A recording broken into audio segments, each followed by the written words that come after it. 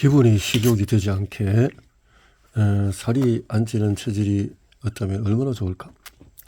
나는 왜 이렇게 먹는 것을 좋아할까? 다이어트 오랫동안 기분 장애와 섭식 장애로 고생했다.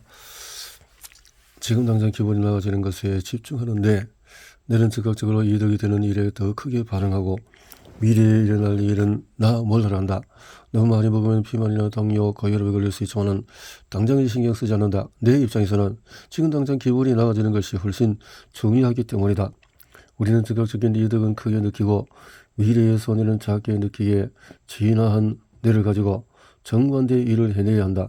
본성과 다르게 움직여야만 잘 살 수 있다니 인생에는 정말 호락호락하지가 않다. 호락호락하지가 않다. 당신의 기분이 나빠진 것은 음식을 못 먹어서가 아니다. 우리는 이런 뇌의 특징을 이해하고 우리에게 정말로 도움이 되는 일이 무엇인지 이성적으로 따져봐야 한다.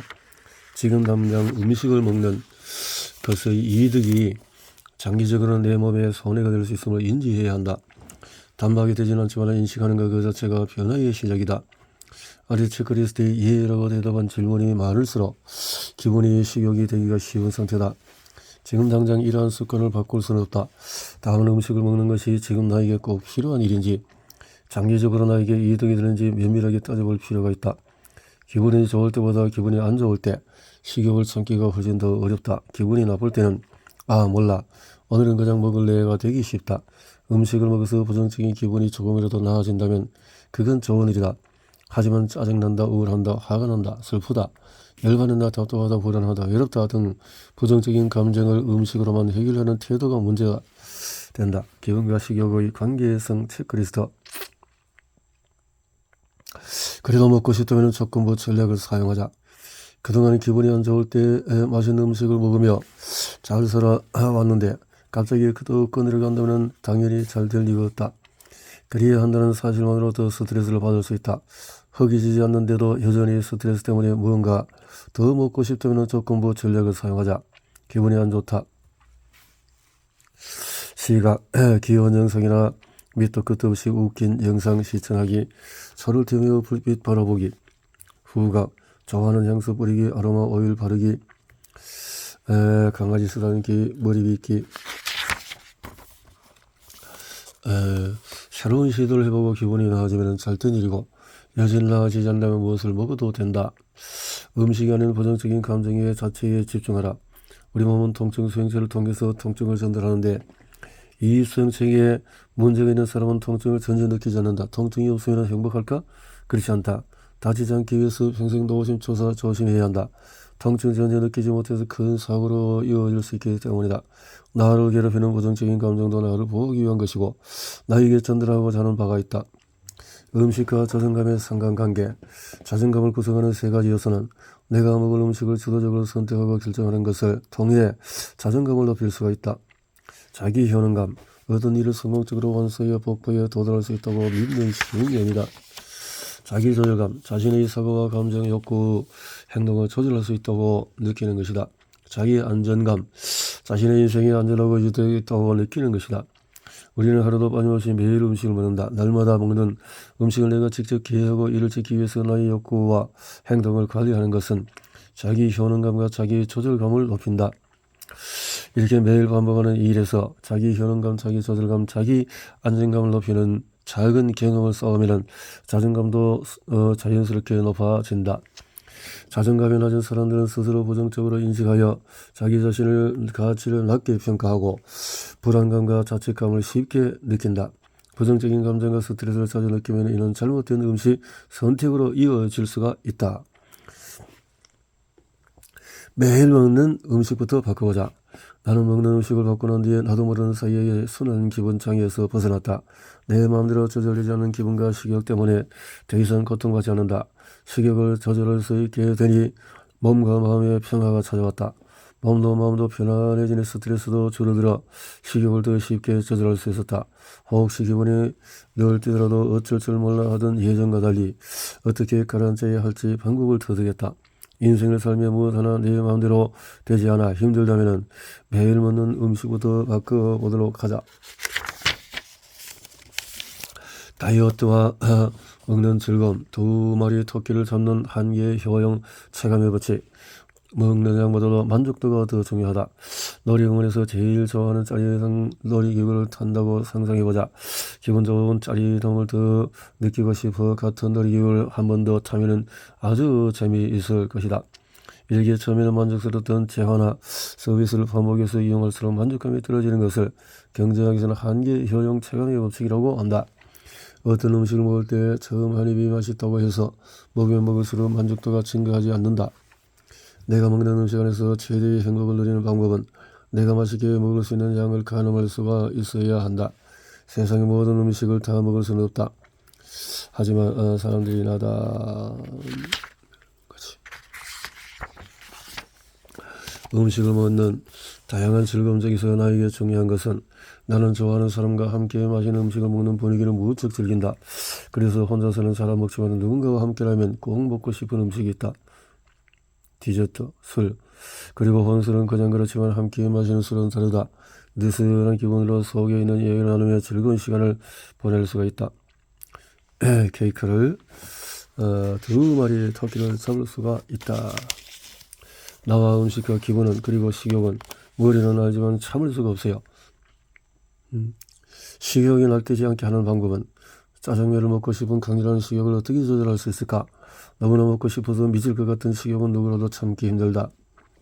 식욕을 이해하고 조절하기 위해서 결국 짜장면을 먹는 결과로 이어지는 과정을 분석해보면 4단계로 식욕을 느낀다. 2번째, 생각하고, 그 다음에 행동하고, 그 다음에 만족감, 배가 불러온다. 위와 같은 단계를 나누긴 했지만 보통은 1단계에서 4단계까지 일사천리로 진행이 되어진다. 1단계 솔루션, 식욕을 이해한다. 맛있는 음식을 먹고 싶은 식욕이 있다? 그럼 어떻게 해? 솔루션, 어떤 음식을 먹을지를 잘 판단한다. 생명체, 과학은 우리 몸에 모르는 것이 많다. 1958년까지 우리 몸에 있는 호르몬 중에서 알려진 것은 약 20종류에 불과했다. 지금은 80종류 이상으로 추정하지만 100종류가 넘을지 혹은 그 이상일조차 알 수 없다는 것이 의학계의 이론이다. 의견이다. 우리 몸은 음식이라는 인풋이 주어지면 그 음식에 맞춰서 정교한 아웃풋을 보낸다. 음식의 종류라서 소화관에서 분비되는 소화효소, 각종 호르몬, 뇌에서 분비되는 신경전달 물질이 다 다르다. 여전히 미지의 영역이 많지만 어떤 음식이 우리 몸에 어떤 작용을 하는지 알수록 올바른 음식을 선택하는 데 도움이 된다는 것은 확실하다. 3단계 솔루션, 무의식적으로 먹는 습관을 고친다. 무의식적으로 적당한 양을 먹고 나서 수저를 내려놓고 음식의 맛을 100% 느끼며 더 맛있게 먹으려면 무의식적으로 먹는 습관을 고쳐야 한다. 4단계 솔루션, 음식을 먹은 후에 결과를 다각도로 살핀다. 음식을 먹으면 그 결과로 맛있다, 배부르다, 만족감을 얻는다. 네? 맛있다, 배부르다 하면서 만족감을 얻는다.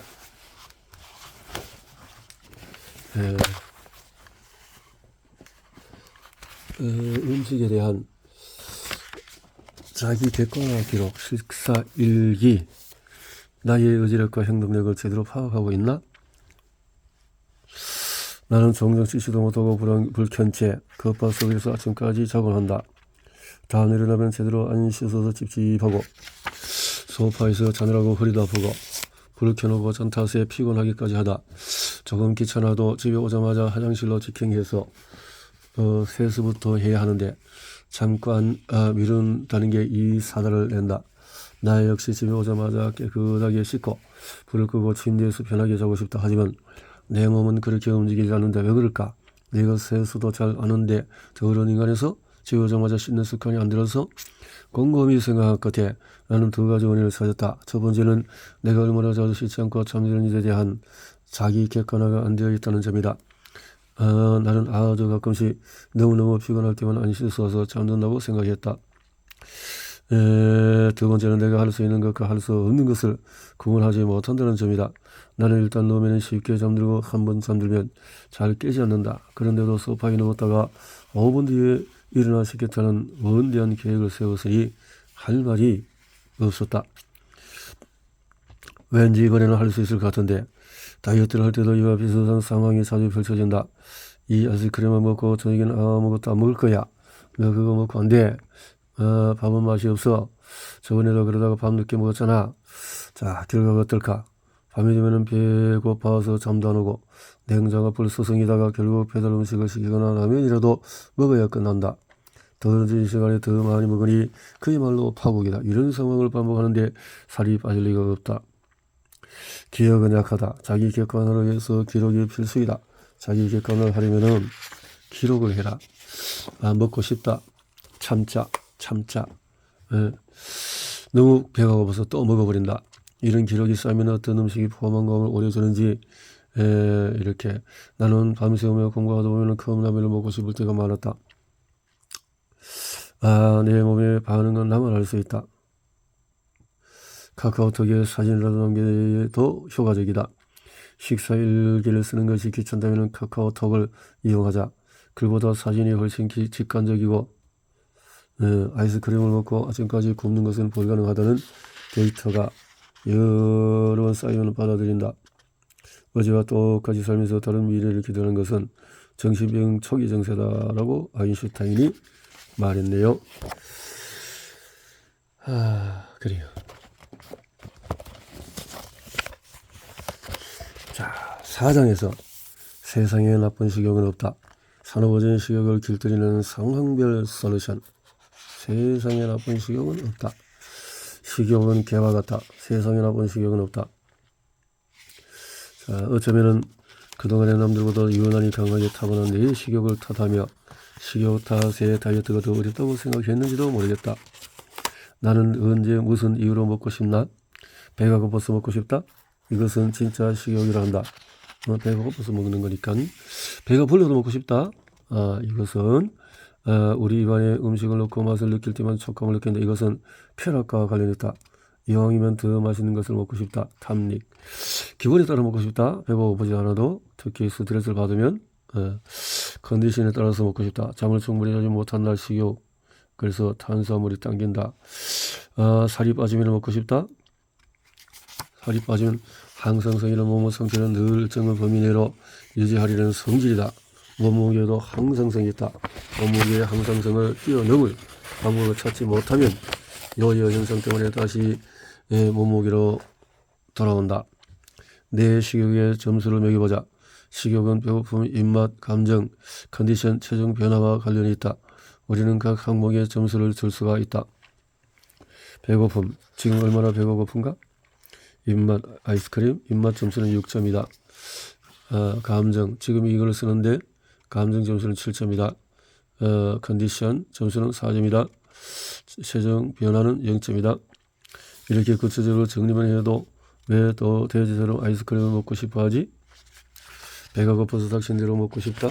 그렐린, 배고픔을 위해서 뇌로 보호하는 호르몬.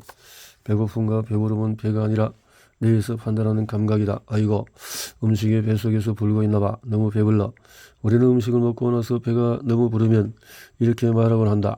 특히 짜장면, 짬뽕, 칼국수 같은 면류는 유독 더 그래서 음식이 뱃속에서 부르나 부피가 커진 것 같다고 짐작하기도 한다. 정말 그럴까? 꼭 면처럼 불기 쉬운 음식이 아니라 밥이나 고기도 먹은 지 그보다 20분쯤 지났을 때 더 배가 부르다. 배고픔과 배부름은 배가 아닌 뇌에서 판단하는 감각이다. 뇌는 위장관을 비롯한 몸 전체에서 다양한 신호를 받는다. 일단 위에 음식이 들어가면 위백이 늘어나서 미주 신경을 통해서 뇌의 신호를 보낸다. 배부름을 내주는 호르몬도 있다. 소장에서 분비되는 GLP-1과 PYY가 대표적이다. 이들 호르몬은 음식이 들어오는 것을 감지하여 분비되며 뇌에 이러한 변화를 알린다. 배부름은 혈당과도 관련이 있다. 탄수화물을 소화하고 흡수할 때는 혈당이 상승한다. 호르몬의 이름은 몰라도 괜찮다. 이런 메커니즘에 작용한다는 사실을 알면 된다. 배부름이라는 감각은 단순히 음식의 부피에 비례하는 감각이 아니다.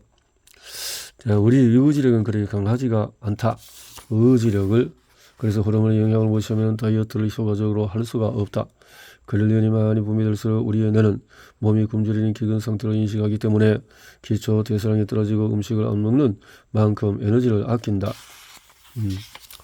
배고픔과 혼동되는 감각을 구별하자. 몸에 수분이 부족하면 배고픈 것으로 착각할 수가 있다. 너무 빨리 배가 꺼지는 음식이 무엇인지 파악하자. 음식을 충분히 먹었는데도 빨리 배가 꺼진다면 내가 먹는 음식의 종류를 점검해야 한다. 예? 그래서 가공식품 조절 능력이 쌓이기 전까지 가급적 피하자. 머리로는 그만 먹어야 한다는 것을 알면서도 유독 배가 부를 때까지 먹게 되는 음식이 바로 가공식품이다. 중독성이 있어서 배가 불러도 계속 먹게 된다. 일정한 시간에 음식을 먹자. 우리는 정해진 식사 시간에 다다르면 배고픔으로부터 배는 부르지만 조금만 더 먹고 싶다. 도파민. 맛있는 음식을 먹으면 기분이 좋아져요. 왜 배가 불러도 수저를 놓지 못할까?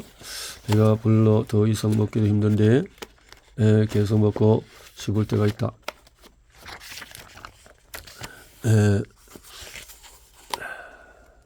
왜 그렇게 시도 때도 없이 식욕을 느끼는지 이해하려면 도파민을 알아야 된다. 도파민은 뇌에서 분비되는 신경전달 물질, 쾌락, 보상, 만족감 등도 관련이 있다. 그런데 도파민의 작용은 좀 더 복잡하고 묘하다. 배고플 때 맛있는 음식을 보면 실제로 먹지 않고 보기만 해도 도파민이 분비가 된다. 세로토닌, 도파민 등이 복합적으로 관여한다. 이 호르몬의 분비는 좋아하는 것과 원하는 것 사이에 차이를 만든다. 도파민 분비를 자극하는 대표적인 것이 쇼핑이다. 스마트폰 속에서 앱도 도파민을 분비하도록 만들어졌다. 개발자들의 앱에 더 자주 더 오래 접속하도록 어떤 상황에서 도파민이 분비되는지 연구하고 도파민은 죄가 없다. 먹을 것이 넘쳐나는 현실의 문제다. 도파민은 너무 나쁘게만 말한 것 같은데 도파민 자체는 아무런 잘못이 없다. 1954년 미국의 신경과학자 제임스 울즈와 피터 밀러는 쥐에게도 도파민 분비를 차단하는 실험을 했다. 이런 보상 시스템은 수백만 년에 걸쳐 진화해 온 것으로 공룡을 해도 원초적이고 본능적인 시스템이다. 문제는 현대 사회에 먹을 것이 지나치게 넘쳐난다는 점이다. 어딜 가든지 먹으라는 유혹이 손이 뻗기에 도파민이 시키는 대로 따르다가는 필요 이상으로 많은 음식을 먹을 수밖에 없다. 시각적인 자극만 제거해도 도파민을 잠재울 수가 있다. 도파민을 분비하게 하는 특정한 자극이 있을 때 이를 제거하면 도움이 된다. SNS 맛집에서 먹방으로 대리만족을 할 수 있지 않나요? 흔히 먹방을 보며 대리만족을 한다고 하는데 식욕이라는 요건은 음식을 먹어야만 해소된다. 그러니 실제로 먹지 않는 이상 식욕이 충족될 리가 없다. 먹방을 보며 대리만족하는 사람 중에서 나는 절대로 저렇게 먹지 말아야지 하고 생각하는 사람은 드물다. 오히려 언젠가는 나도 저렇게 먹어야지 하고 생각하는 경우가 대부분이다. 폭식. 속이기 쉬운 우리네 사소한 대체 행동을 만들어라. 집에 과자를 한 박스 쌓아두고 꼭 먹고 싶을 때만 먹겠다고 다짐하는 것은 실패할 확률이 높다. 식사 후에 먹는 달콤한 과자가 건강에 얼마나 나쁜지 알면서도 점심 식사 후에 과자를 좋아했다. 폴리페놀은 식물에서 발견되는 황질종으로 노화 방지. 다크 초콜릿을 아무거나 먹어도 되나요? 다크 초콜릿은 카카오 함량이 85% 이상인 초콜릿을 말한다. 마트에서 파는 것 중에는 상품 이름은 다크 초콜릿을 본 설탕 함량이 40%를 넘어가는 가짜도 많다. 카카오 함량이 70%인 초콜릿 역시 생각보다 설탕 섭취가 많아질 수가 있어 주의를 요한다. 카카오 함량이 80% 이상인 다크 초콜릿을 먹으면 입안이 깔끔해지며 식욕이 진정되는 효과가 있다. 단 한 끗 먹지 말고 입가심 정도로 가볍게 활용하자. 대체 행동에는 먹는 것만 있지 않다. 우리는 항상 몸과 외부 환경으로부터 여러 신호를 받아서 통합하고 해석한다. 나머지 체크, 양치질, 설거지, 스트레칭, 산책, 샤워, 전화, 손톱깎이 등등. 스트레스 받아? 일단 좀 먹어야겠어. 교감신경계 과부하를 강요당하다. 우리는 아직 현대 사회에 적응하지 못했다. 현대의 야생의 자연에서 받는 스트레스는 천재의 공격이 또 막 스트레스 속에서 했는데 멧돼지와 승부는 길어봤자 5분이면 끝나고 다시 평화가 찾아온다. 우리는 스트레스 사회에서 점점 지쳐가는 교감신경계에 스트레스가 없는 평소에 우리 몸은 부교감신경의 지배를 따른다. 그래서 비율로 따지면 부교감 신경이 95, 교감 신경계가 5%가 앓맞다. 그러나 요즘은 그렇지 않다는 거지. 식욕을 날뛰게 하는 1등 공신은 스트레스. 아무리 내 에너지가 필요해도 음식을 먹었다고 해도 에너지가 모두 내려오면 가지 않는다. 몸에도 에너지가 할당되지만 그 근육은 에너지를 받아봤자 맞서 싸울 멧돼지가 없다. 현대 사회의 스트레스 속에서 몸을 써서 해결하는 것은 거의 없다. 스트레스 받아서 먹으니까 살이 찌고 살찐 모습을 보면서 더 스트레스를 받는다. 근본적으로 스트레스를 줄이려고 노력해야 한다. 너무나도 당연한 소리 같지만 어쩔 수가 없다. 스트레스 조절법은 깊고 느린 심호흡은 부작용 없는 항불안제. 스트레스는 스트레스를 받아야지. 뇌는 얼마든지 바뀔 수 있는 신경 가소성을 갖고 있기 때문이다. 신경 가소성 신경세포가 성장하는 과정에서 서로 간의 연결을 갖고 신경회로가 새로 생겨나는 뇌의 능력을 말한다. 성인이어도 뇌는 얼마든지 달라질 수 있다. 편도치가 나대지 않도록 뇌를 바꾸는 훈련을 하면 쉽게 스트레스 받는 강철 멘탈을 가질 수가 있다. 호흡은 신기한 구석이 있다. 하지만 호흡은 자발적으로 어느 정도 통제할 수가 있다. 마음이 진정되고 깊고 느린 호흡법은 깊고 느리게 호흡하면 마음이 진정되는 것은 기분 탓이 아니다. 호흡을 통해서 자율신경의 긴장이 달라진다. 교감신경에는 호흡이 빠르고 얕아지게 하는데 내 의지로 깊고 느리게 호흡해서 교감신경계의 스위치를 끌 수가 있다. 나는 스트레스로 초조하고 불안할 때면은 약을 먹어서라도 이런 느낌에서 벗어나고 싶다. 스트레스 조절법 1분으로 시작하는 명상. 명상이라고 하면 뭔가 종교적이고 심오한 것 같아 거부감이 들 수도 있다. 명상 추천하는 또 명상 강의는 내면소탕, 김주환의 내면소탕 이런 것들이 있다. 생리 때가 다가오니 식욕이 폭발한다. 세로토닌, 에스트로겐, 호르몬의 장난질이다. 이성이고 통찰력이 다 소용없는 월경전 증후군. 다이어트는 산 넘어 산이다. 열심히 다이어트해서 해도 매달 생리하면서 다이어트가 가능하긴 할까? 인간은 한낱 호르몬의 노예일 뿐임을 절실히 느낀다. 호르몬에 따라서 성격도 식욕도 다 달라진다. 맙소사. 세로토닌 부족이 가져오는 생리전 폭식, 월경정 증후군, 여성 호르몬인 에스트로겐과 프로게스테론, 세로토닌, 에스트로겐, 프로게스테론, 세로토닌의 중에서 식욕 증가와 특히 관련이 깊은 것은 행복 호르몬을 내준 세로토닌이다. 세로토닌. 세로토닌과 관련이 있기 때문에 SSRI는 뇌 속의 세로토닌 농도를 높여주는 역할을 한다. 세로토닌이 부족하면 우울증이 생기는 사람도 있고 신경성 폭증이 생기는 사람도 있고 둘 다 생기는 사람도 있다. 그러니까 이런 약이 도움이 될 수도 있다. 생리 전에 식욕이 강해지는 증상도 세로토닌 부족과 관련이 있다. 그래서 이에 대해서 SSRI를 사용할 수 있다. 그렇지만 아무나 다 약을 먹으라는 것은 아니다. 월경전 증후군이 어떤 느낌인지 여자는 다 알 것이다. 여성의 90%는 월경전 증후군의 증상을 겪는데 의학적으로는 월경전 증후군 진단 기준을 만족하는 사람은 이 30%, 월경전 증후군에서 일상생활에서 지장이 생길 정도로 증상이 심각한 것을 월경전 불쾌장애라고 한다.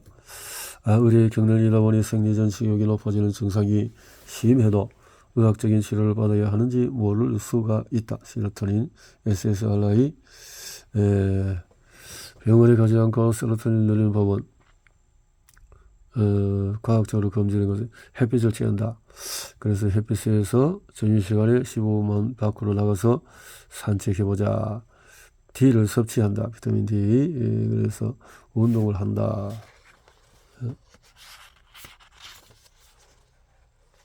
달걀, 노른자, 버섯, 비타민 D가 많은 음식의 섭취량을 늘려보자. 세로토닌.